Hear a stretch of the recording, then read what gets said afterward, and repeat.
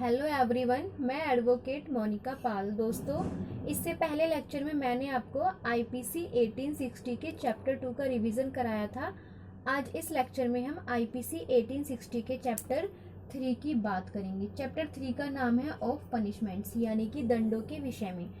IPC 1860 के chapter 3 में 53 से लेकर 75 तक सेक्शंस दिए गए हैं। ठीक है, तो आइए पढ़ लेते हैं आईपीसी 1860 की सेक्शन 53 को। देखिए, सेक्शन 53 में पनिशमेंट यानी कि दंड को बताया गया है। ठीक है, देखिए सेक्शन 53 में दंड के 5 प्रकार बताए गए हैं। ठीक है, और आईपीसी 1860 का सेक्शन 73, इसमें भी एक प्रकार का दंड बताया गया है जिसका नाम है एकांत कारावास। ठीक है, अब देखिए, जो आईपीसी 1860 के सेक्शन 53 में 5 प्रकार के दंड बताए गए हैं उनको पढ़ लेते हैं। तो देखिए, पहला है मृत्यु दंड यानी कि डेथ। तो देखिए, जो मृत्यु दंड दिया जाता है उसमें फांसी की सजा दी जाती है। सेकंड है आजीवन कारावास। ठीक है, इसमें व्यक्ति की जब तक कि जीवन होता है उसके जीवन पर्यंत तक उसको कारावास में रखा जाता है। ठीक है, आजीवन कारावास के अंतर्गत जब किसी व्यक्ति को कारावास की सजा दी जाती है तो कोई टाइम पीरियड उसमें नहीं बताया जाता है, उसमें केवल उसको आजीवन कारावास दिया जाता है, यानी कि इसकी कोई निश्चित अवधि नहीं होती है। थर्ड है कारावास। देखिए, कारावास दो भांति का होता है। एक है सादा कारावास यानी कि सिंपल, दूसरा है कठोर कारावास यानी कि हार्ड लेबर। अब देखिए, जो ये सादा कारावास और कठोर कारावास है इसे हम आगे पढ़ेंगे। ठीक है, अब फोर्थ है संपत्ति का संपहरण यानी कि जब्तीकरण।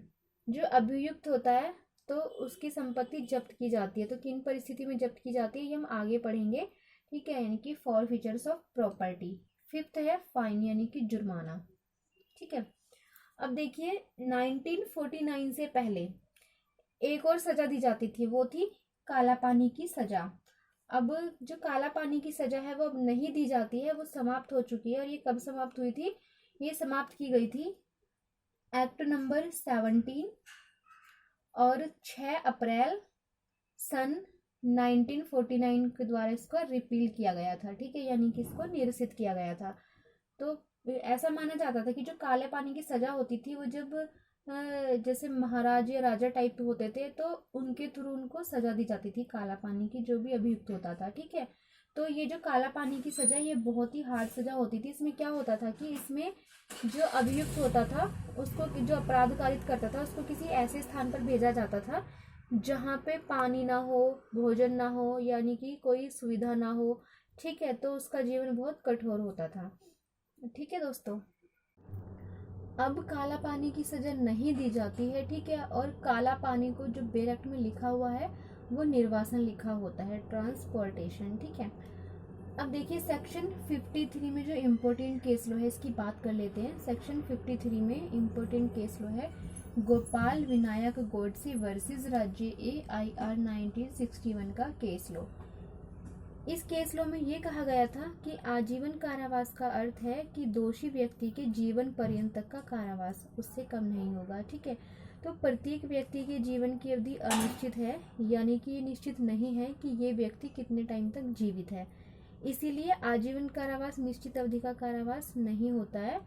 ठीक है, तो वो उसमें ये होता है कि कोर्ट को ये पता नहीं होता है कि ये व्यक्ति कितने वर्ष तक जीवित रहेगा, तो वो क्या करते हैं, उसको वो आजीवन कारावास की सजा दे देते हैं। ठीक है, क्योंकि किसी भी व्यक्ति के जो जीवन है उसकी कोई निश्चित अवधि नहीं है, वो व्यक्ति कितने समय तक जीवित रह सकता है तो ये तो हमें नहीं पता होता है, तो इसीलिए आजीवन कारावास दिया जाता है। ठीक है, अब देखिए सेक्शन 53A, इसको पढ़ लेते हैं। इसका मार्जिनल नोट है कि निर्वासन के प्रति निर्देश का अर्थ लगाना, construction of reference to transportation. देखिए, इस सेक्शन को समझ लीजिए।